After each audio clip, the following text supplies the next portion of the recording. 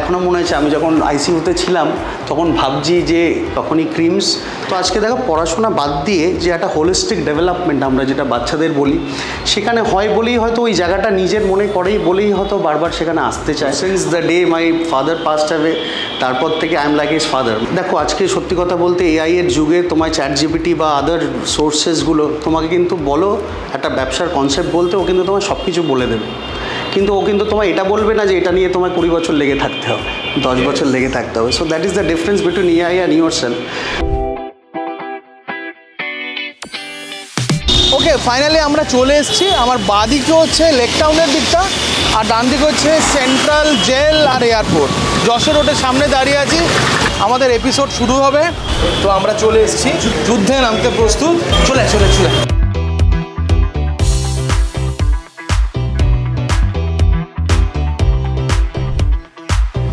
So finally আমরা চলে এসেছি। এখন ভেতরে ঢুকবো আদিত্য গ্রুপের মেন অফিস এটাই। তো চলো যাওয়া যাক, আমাদের শোটাকে এবার ফাইনাল রাউন্ডের দিকে নিয়ে যাই।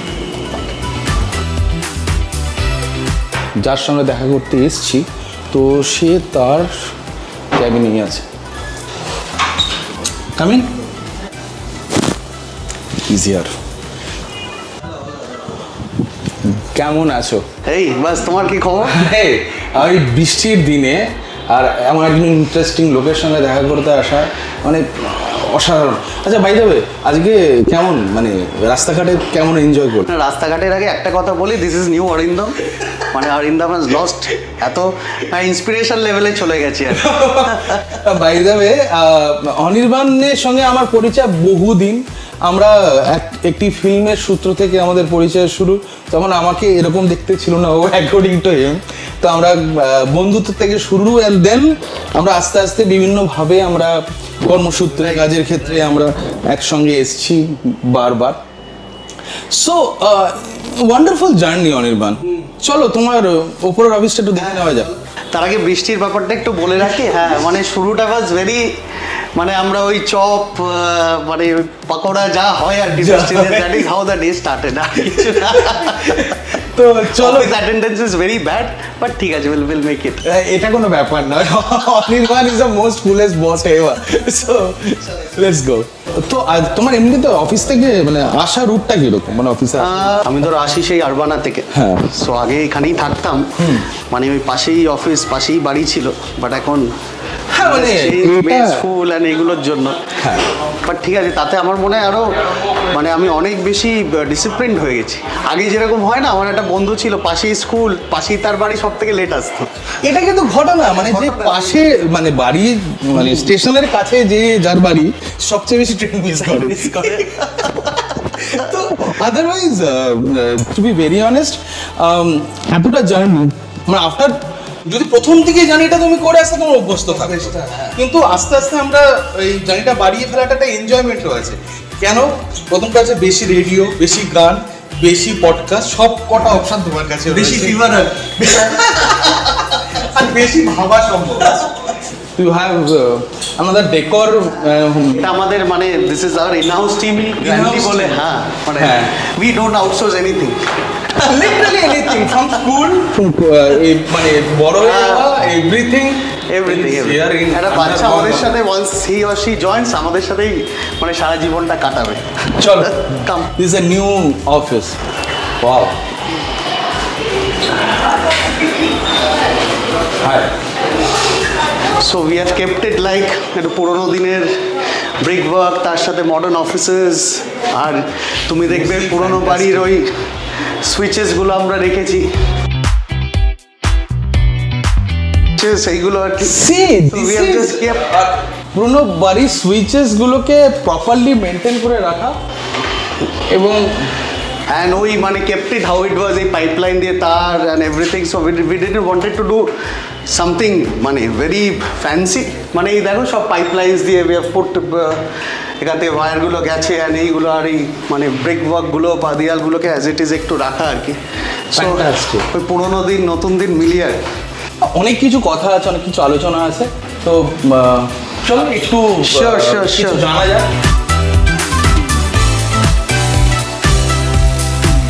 So Anirban, since we know each other for a long time, and as far as I know, আমার এখনো মনে আছে তোমাদের বাড়িতে কালী পুজো অলওয়েজ very important, and আমার এখনো মনে আছে I met your father for the first time.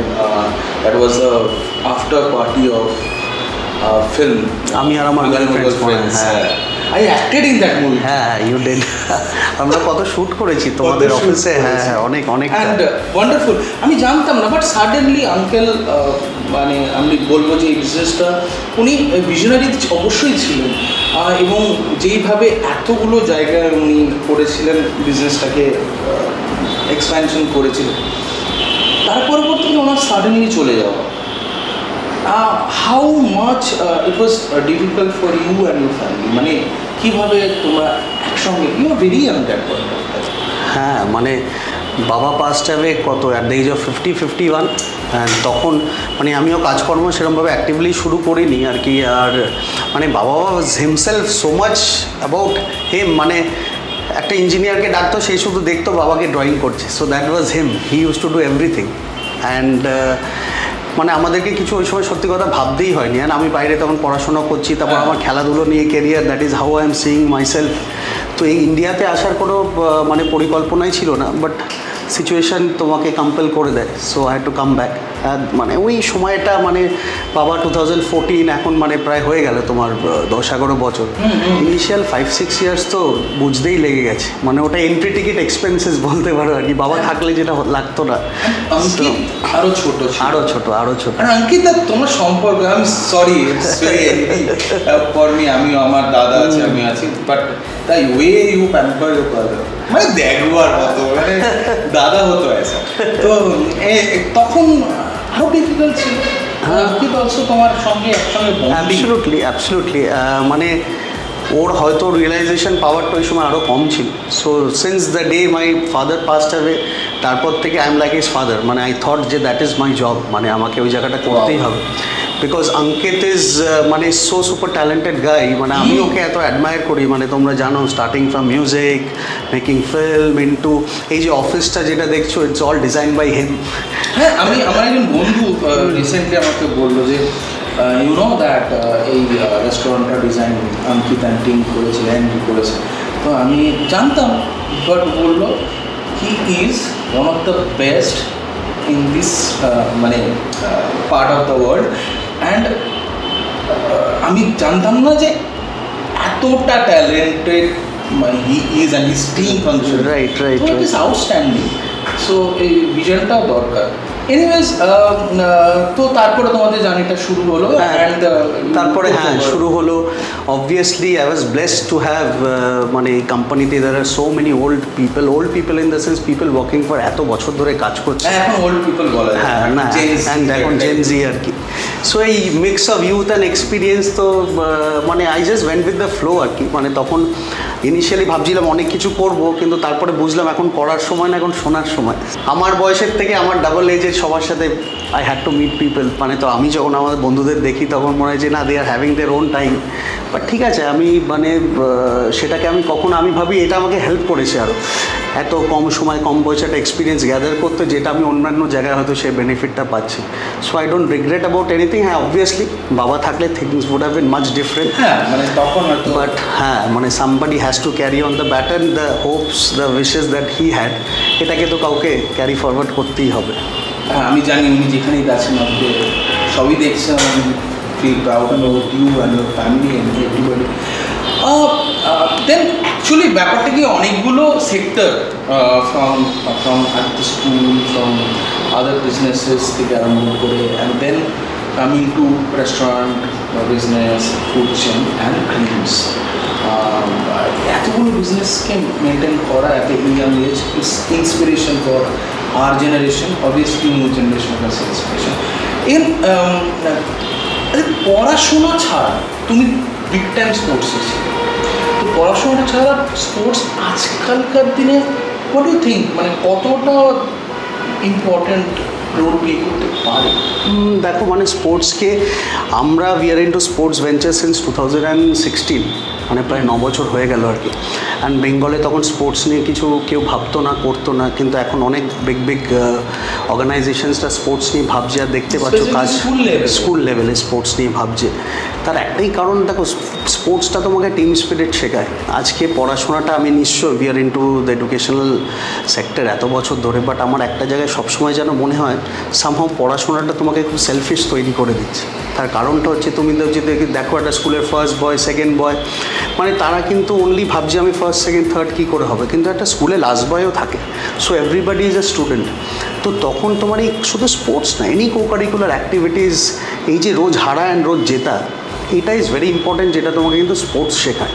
কারণ উইথ মানে আজকের দিনে তুমি যদি দেখো with CBSE, with the regional board, সবাই কিন্তু দ্য গভর্নমেন্ট ওয়ান্টস যে সব বাচ্চারা কিন্তু ক্লাস 10-12 যাতে পাস করে যায়।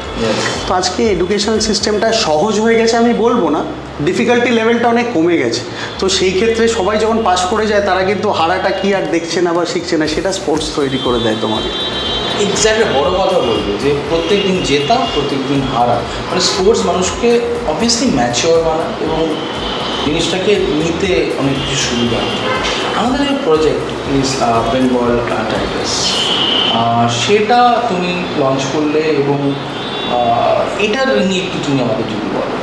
দেখো বেঙ্গল টাইগ্রেস আমরা আমাদের অ্যাসোস রেনবো, যেটা আমাদের মেয়েদের টিম, তো আমরা ওই টিমটাকে অনেক দিন ধরেই টিমগুলো নিয়ে কাজ করছি। কতদিন ধরে? তাও ধরো আমাদের হয়ে গেল 3 বছর হয়ে গেল। 3 বছর। তো দেবজিৎ, হ্যাঁ দেবজিৎ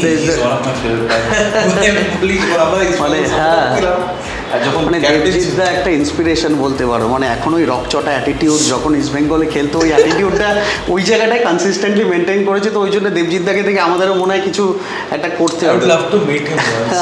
প্লিজ ডু আসো। কালকে আমাদের মানে সিএফএল স্টার্ট হয়ে গেছে, we are doing quite well. এবারে টিম ভালো হচ্ছে, উই আর ভেরি হোপফুল। আসো একটা ম্যাচ দেখতে, খুব ভালো লাগবে।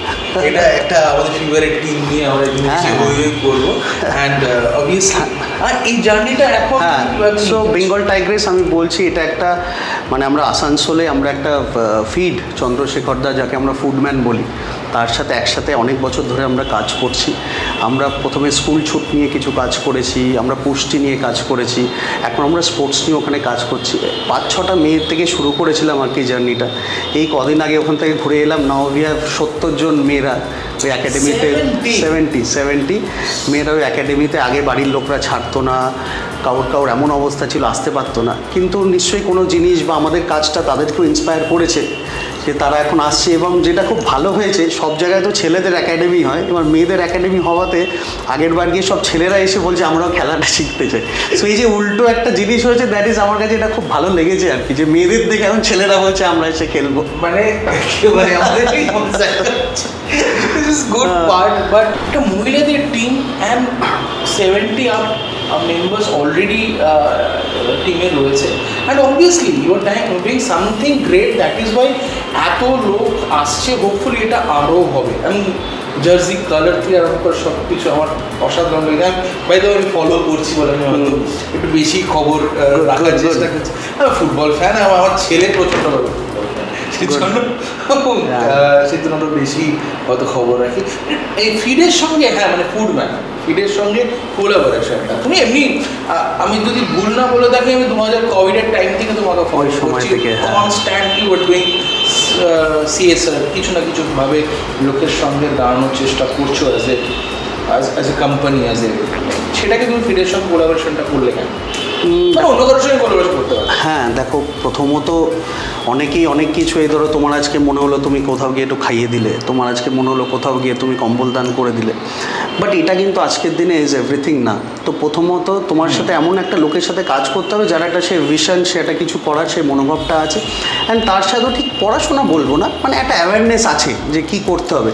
সে তার সাবজেক্টের বিষয় প্রচণ্ড স্ট্রং, সে জানে আমাকে বাচ্চাদের নিয়ে কিভাবে কাজ করলে তাদেরকে একটা জায়গায় আমরা পৌঁছতে পারবো। আর তার সাথে কাজ করার একটাই কারণ, মানে বাচ্চাদের কিন্তু আজকে অ্যাসপিরেশন লেভেলটা না ক্রিয়েট করলে কোনো বাচ্চাই বলো, একটা গরিব ঘরের বাচ্চা বলো বা তোমার ঘরের বাচ্চা বলো, আমার ঘরের বাচ্চা বলো, সবার কাছে কিন্তু একটা অ্যাসপিরেশন লেভেল আজকের দিনে দরকার। শুধু তাকে খাইয়ে দিলাম বা শুধু তাকে স্কুলে পাঠিয়ে দিলামটা কিন্তু সব কিছু না।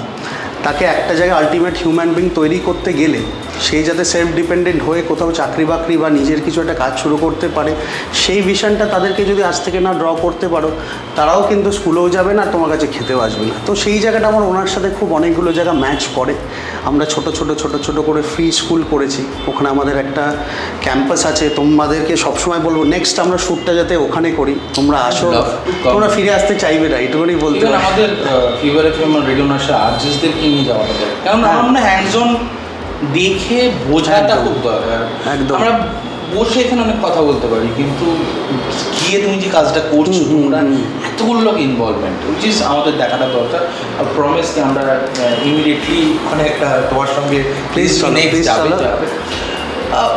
বাট একটা তুমি জিনিস বললে যে aspiration, which is very important part. মানে যেই সোশিও ইকোনমিতে থাকতে না, তার একটা অ্যাসপিরেশন দরকার, এদের চাকরি করবে, বিজনেস করবে, এটা সেটা সেট করার জন্য সবচেয়ে বড় ইম্পর্টেন্ট কিন্তু যদি অ্যাসপিরেশন থাকে তো ক্লাস বাঙ্কটা শেখ, মানে স্কুল ড্রপ আউটটা শেখ করবে। তুমি একটা জায়গায় বলছিলে, আমি খুব ভালোভাবে ওই জায়গাটা দেখলাম যে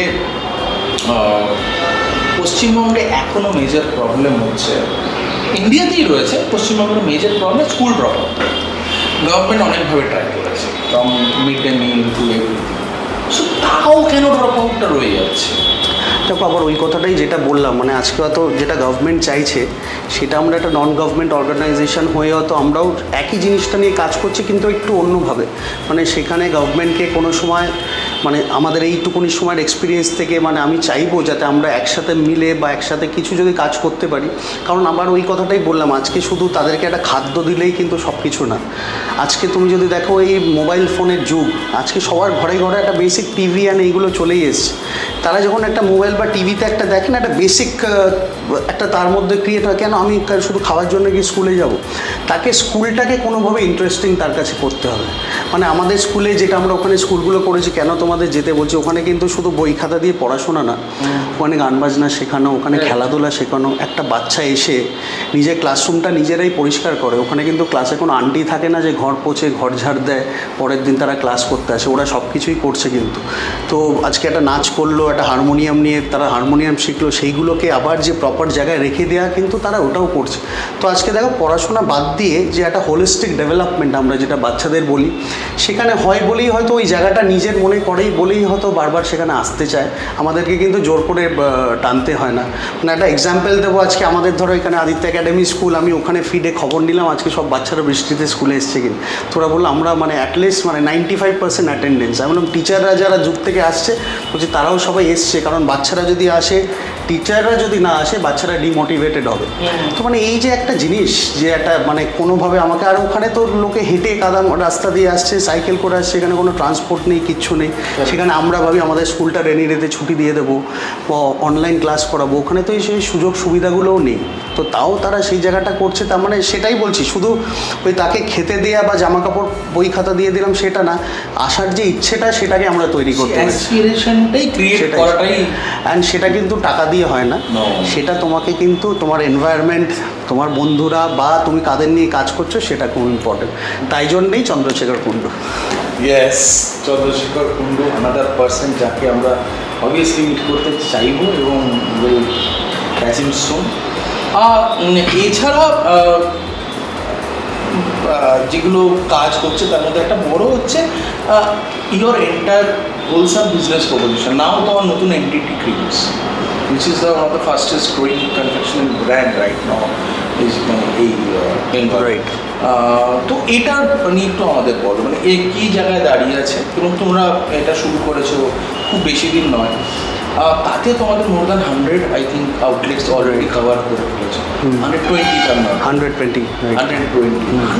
120 আউটলেটস, মজার কথা নয়। হ্যাঁ, মানে এত মডেস একটা হাসি হাসছে এবার আমি। বাট এখন এটার চ্যালেঞ্জেসটা তুমি বলো, তুমি কীভাবে দেখছো এটাকে? What is the expansion plan?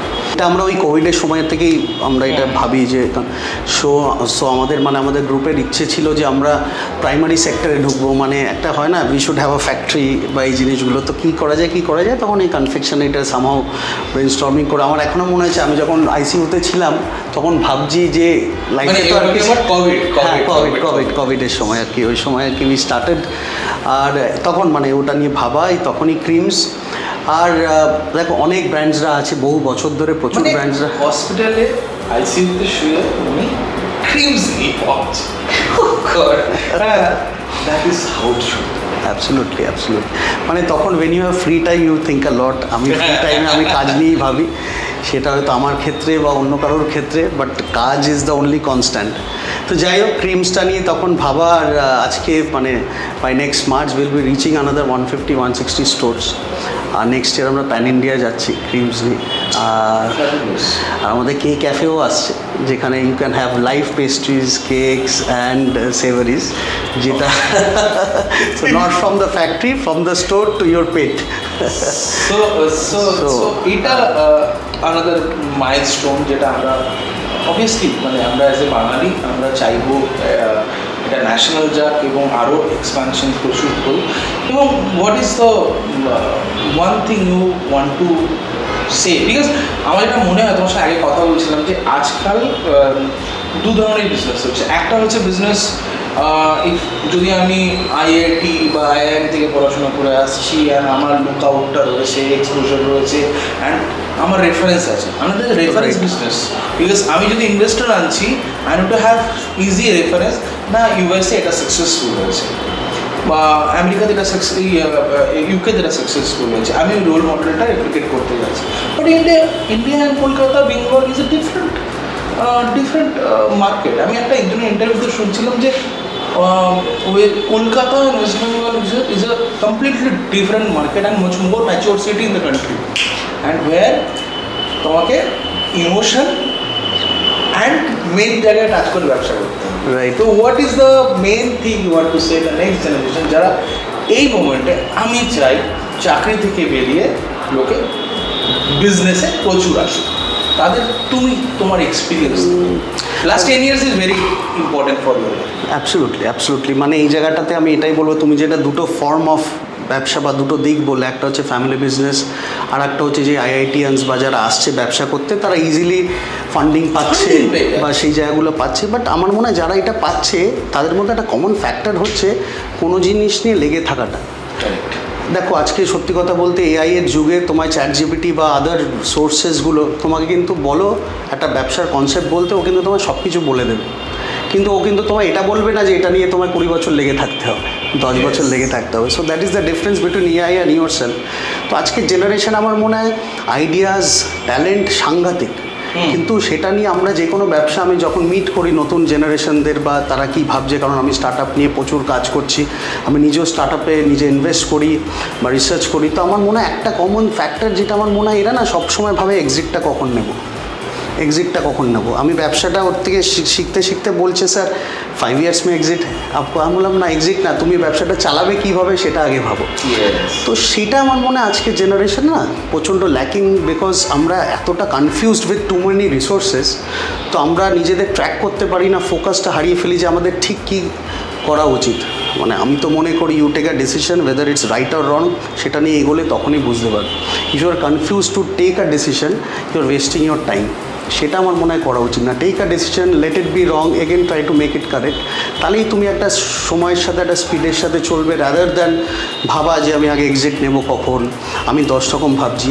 এটাই আমার মনে হয় জেনারেশনের একটা জায়গায় একটু ফোকাসটা বারবার হারিয়ে যায়, যেটাকে একটু হয়তো থ্রু মেডিটেশন বলতে পারো বা কি